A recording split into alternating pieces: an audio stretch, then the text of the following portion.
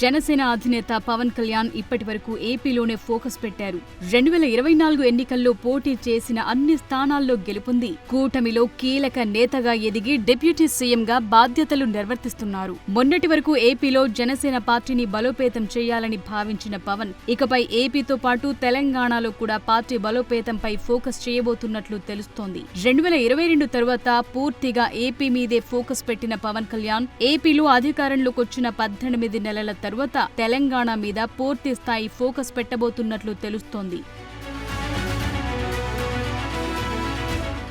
అందులో భాగంగానే తెలంగాణలోని అన్ని కమిటీలను రద్దు చేసి వాటి స్థానంలో కొత్త కమిటీలు వేయబోతున్నట్లు సమాచారం. తెలంగాణలోని జీహెచ్ఎంసీ, వీర మహిళ, యువజన, విద్యార్థి విభాగ కమిటీలను రద్దు చేసి వాటి స్థానంలో కొంతమంది సభ్యులతో తాత్కాలికంగా అడహక్ కమిటీలను నియమించాలని జనసేనాని నిర్ణయించారట. 30 రోజుల పాటు అడహక్ కమిటీలు పనిచేయనున్నట్లు తెలుస్తోంది. ఈ కమిటీలు ప్రతి నియోజకవర్గం, జీహెచ్ఎంసీ పరిధిలోని 300 డివిజన్లలో పర్యటించి కనీసం 5 సభ్యులతో జాబితాను సిద్ధం చేసి పార్టీ కార్యాలయం దృష్టికి తీసుకురావాలని సూచించారట. అంతేకాదు త్వరలో పార్టీని సంస్థాగతంగా బలోపేతం చేసేలా నూతన కమిటీలను కూడా ప్రకటించడానికి జనసేన పార్టీ సిద్ధమవుతోంది. ఏపీతో పాటు తెలంగాణ పార్టీ వ్యవహారాలు, కమిటీ నియామకాలను స్వయంగా జనసేన పార్టీ ప్రధాన కార్యదర్శి రామ్ తాళ్లూరి చూస్తున్నారు. వాస్తవానికి తెలంగాణలో జనసేన పార్టీపై పవన్ ఫోకస్ ఆపేసి చాలా రోజులైంది. ఏపీలో కూటమితో జతకట్టడానికి, జగన్ను అధికారం నుండి దూరం చేయడానికి ఎక్కువగా అక్కడే రాజకీయం చేసిన పవన్ కళ్యాణ్ తాజాగా ఏపీతో పాటు తెలంగాణలో కూడా సమాంతరంగా పార్టీని బలోపేతం చేయాలని నిర్ణయించుకున్నట్లు తెలుస్తోంది. దానికి ప్రధాన కారణం జనసేన పార్టీ తెలంగాణలో ఫోకస్ పెట్టకపోయినప్పటికీ గత నెలలో జరిగిన తెలంగాణ స్థానిక సంస్థల ఎన్నికల్లో జనసేన మద్దతుదారులు విజయం సాధించడం, జనసేనకు ఇప్పటికీ అక్కడ మద్దతుదారులు ఉండటం ఓ కారణంగా చెప్తున్నారు ఆ పార్టీ నేతలు. కేవలం పార్టీ మద్దతిస్తేనే ఈ స్థాయిలో అభ్యర్థులు గెలిస్తే పార్టీ మీద ఫుల్ ఫోకస్ పెట్టి కమిటీలు ఏర్పాటు చేయడం ద్వారా పార్టీని మరింత బలోపేతం చేయొచ్చనే ఆలోచనలు పవన్ ఉన్నట్లు తెలుస్తోంది. అందులో భాగంగా హైదరాబాద్ మహానగరంతో పాటు మరికొన్ని జిల్లాల్లో జనసేన అభిమానులు, మద్దతుదారులు ఎక్కువగా ఉండడంతో తెలంగాణలో రాబోయే జీహెచ్ఎంసీ ఎన్నికలు, సార్వత్రిక ఎన్నికలకు పార్టీని సన్నద్ధం చేయాలని జనసేన అధినేత పవన్ కళ్యాణ్ భావిస్తున్నారట.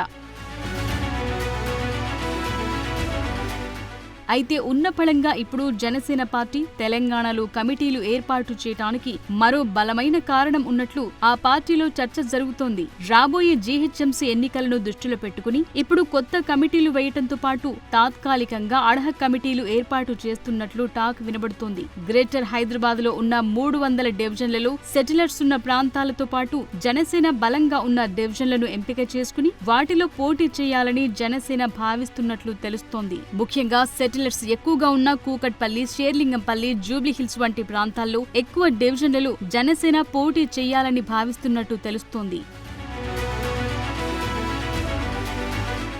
అయితే ఏపీలో బీజేపీ, టీడీపీతో కలిసి కూటమిలో ఉన్న జనసేన తెలంగాణలో ఒంటరిగా పోటీ చేస్తుందా లేదా ఆ పార్టీలను కలుపుకుని ముందుకు వెళుతుందా అనే విషయంపై స్పష్టత రావాల్సి ఉంది. ప్రస్తుతానికి కమిటీలు ఏర్పాటు చేసి జీహెచ్ఎంసీ పరిధిలో జనసేన బలాబలాలను బేరీజు వేసుకుని దానికనుగుణంగా ఎన్నికల్లోకి ముందుకే వెళ్లాలనే ఆలోచనలో జనసేన అధినేత పవన్ కళ్యాణ్ ఉన్నట్లు సమాచారం. అందులో భాగంగా కేవలం జీహెచ్ఎంసీలో మాత్రమే కొత్త కమిటీల ఏర్పాటు కాకుండా రాష్ట్ర వ్యాప్తంగా కొత్త కమిటీలు ఏర్పాటు చేయబోతున్నట్లు ప్రకటించారు. ముందు జీహెచ్ఎంసీ టార్గెట్ గా పెట్టుకుని తరువాత అసెంబ్లీ ఎన్నికలపైన ఫోకస్ పెట్టాలనేది ఆ పార్టీ వ్యూహంగా కనబడుతోంది. ఈ అంశంపైన ఇప్పటికే ఆ పార్టీ ప్రధాన కార్యదర్శి రామ్ తాళ్లూరి పార్టీ నాయకులకు కొన్ని కీలక సూచనలు చేసినట్టు తెలుస్తోంది. తెలంగాణలో ప్రత్యర్థి పార్టీలపై వ్యక్తిగత దూషణలు, వ్యక్తిగత ఎజెండాతో ముందుకు వెళ్లకుండా అంశాల వారీగా సమస్యల మీద పోరాటం చేసే విధంగా ముందుకు వెళ్లాలని చెప్పారట. ఏ పార్టీతో గొడవలు లేకుండా జనసేన పార్టీ సొంతంగా తెలంగాణలో బలోపేతం కావాలని సూచనలు కూడా చేసినట్టు తెలుస్తోంది.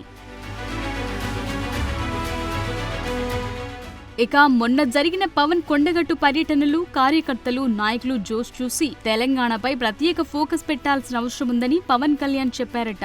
దాంతో తెలంగాణతో పాటు జీహెచ్ఎంసీ మీద ప్రత్యేక ఫోకస్ పెట్టి కమిటీల నియామకానికి సంబంధించిన కీలక ప్రకటన పార్టీ నుండి వెలువడిందట. కొండగట్టులో కార్యకర్తల సమావేశంలో పవన్ చేసిన వ్యాఖ్యలు కూడా అందుకు బలాన్ని చేకూరుస్తున్నాయి. డబ్బున్న నాయకులు కాదు, దమ్మున్న యువత కావాలి. తెలంగాణలో పార్టీ బలోపేతం వాళ్ల చేతుల్లోనే ఉందంటూ పవన్ చేసిన వ్యాఖ్యలు తెలంగాణలో పార్టీ బలోపేతానికి అద్దం పడుతున్నాయంటున్నారు. మొత్తానికి ఇటు ఏపీలో బలమైన శక్తిగా ఎదుగుతూ పక్కనున్న తెలంగాణలో భవిష్యత్తులో బలమైన పార్టీగా జనసేన ఉండాలని పవన్ భావిస్తున్నట్టు సమాచారం. మరి పవన్ కళ్యాణ్ తెలంగాణ వ్యూహాలు, జీహెచ్ఎంసీపై ప్లాన్స్ ఎంతవరకు సక్సెస్ అవుతాయో చూడాలి.